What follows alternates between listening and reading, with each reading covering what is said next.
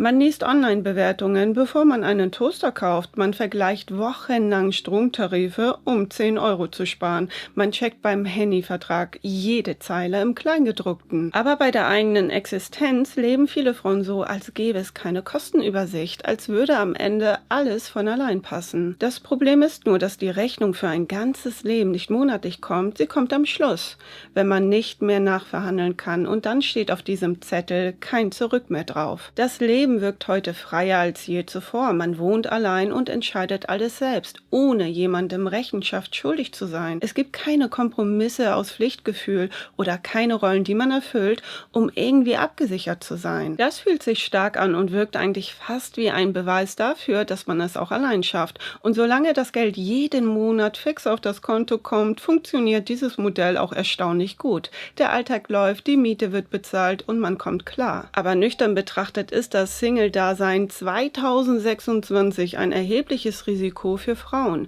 Während Paare Fixkosten teilen und dadurch mehr Spielraum zum Sparen haben, tragen Singles die Belastung der Inflation allein, bei oft geringeren Rentenansprüchen. Der Gender Pension Gap von fast 30% zeigt leider hier auch die harte Realität. Es geht am Ende um die Frage, ob man sich das Leben in der Gesellschaft später eigentlich noch leisten kann. Das fällt im Alltag oft nicht auf, weil viele Frauen gut darin sind, ihr Leben zu organisieren, zu improvisieren, zu planen, um alles im Griff zu haben. Genau deshalb wirkt es über eine lange Zeit so, als wäre man sicher, nur weil man unabhängig ist. Aber in Wahrheit sind es zwei unterschiedliche Dinge. Unabhängigkeit heißt erstmal nämlich nur, dass man alles allein entscheidet. Es heißt aber nicht, dass die Welt um einen herum stabil bleibt oder dass man aufgefangen wird, wenn die Einnahmen wegbrechen. Das Rentensystem basiert auf einem Lebenslauf, den es für die meisten Frauen gar nicht mehr so gibt. Es geht von Jahrzehnten in Vollzeit aus, ohne Pausen und mit einem Gehalt, das eigentlich immer weiter ansteigt. Das war früher mal normal, ist aber heute eher die Ausnahme. Befristete Jobs, Branchenwechsel, die Zeit als Freelancer oder auch die Zeit, die man für Angehörige und Kinder braucht, hinterlassen tiefe Spuren beim Geld. Und diese Spuren sind vielleicht heute nicht so sichtbar, aber man bemerkt sie später ganz massiv beim Blick auf den Rentenbescheid. Verantwortung zählt nicht für die Rente, aber harter Einsatz auch nicht. Entscheidend sind nur die eingezahlten Beiträge. Das ist eine sehr nüchterne und emotionslose Logik. Aber passt diese Logik überhaupt noch zu der Art, wie man heute leben will und leben muss? Bei der Teilzeit wird es besonders deutlich. Für viele ist das keine Lifestyle-Entscheidung für mehr Freizeit, sondern die einzige Lösung, um die Erziehung der Kinder, die Pflege der Eltern oder der Angehörigen und den eigenen Job unter einen Hut zu bekommen. Kurzfristig mag das zwar aussehen wie ein guter Kompromiss im Alltag, langfristig ist das aber eine riesengroße Lücke in der Altersvorsorge.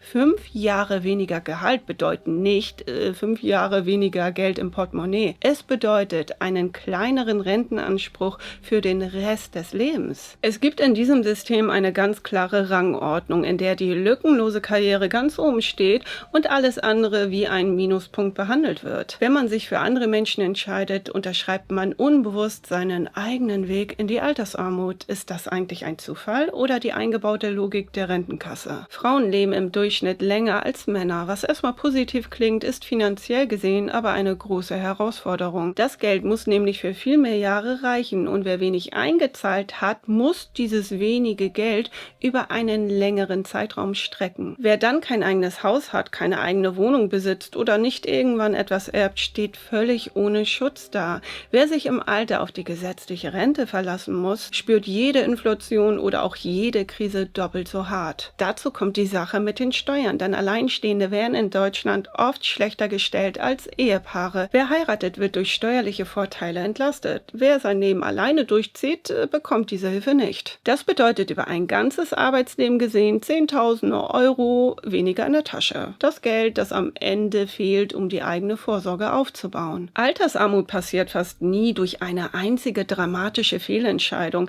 Das sind mehrere kleine Faktoren, die sich über Jahre, über 30, 40 Jahre aufsummieren. Ein Jahr mit weniger Gehalt, Schwangerschaft, eigene Kinder, Krankheit oder Arbeitslosigkeit. Und nicht jede Situation lässt sich immer vermeiden. Aber zusammen ergibt das dann eine Abwärtsspirale, die man mit 60 auch kaum noch stoppen kann. Und das betrifft dann nicht nur die großen Träume wie Reisen oder Hobbys, sondern kleine Dinge. Man sagt Treffen mit Freunden ab, weil der Kaffee zu so teuer ist. Man isoliert sich immer mehr vom sozialen Leben. Nicht, weil man keinen Bock mehr auf Menschen hat, sondern weil man muss. Das Wissen, dass ein kaputter Wasserhahn oder ein kaputter Kühlschrank das Budget für den Monat sprengt, macht einen auf Dauer fertig. Man wird ängstlicher, vielleicht auch vorsichtiger und das macht am Ende auch unsichtbarer. Die Armut im Alter wirft ihren Schatten schon Jahre voraus. Sie ist der Grund, warum man nachts wach liegt und grübelt, während man tagsüber so tut, als hätte man alles im Griff. Gleichzeitig hört man sehr oft, dass man eigentlich nur mehr Disziplin beim Sparen haben müsste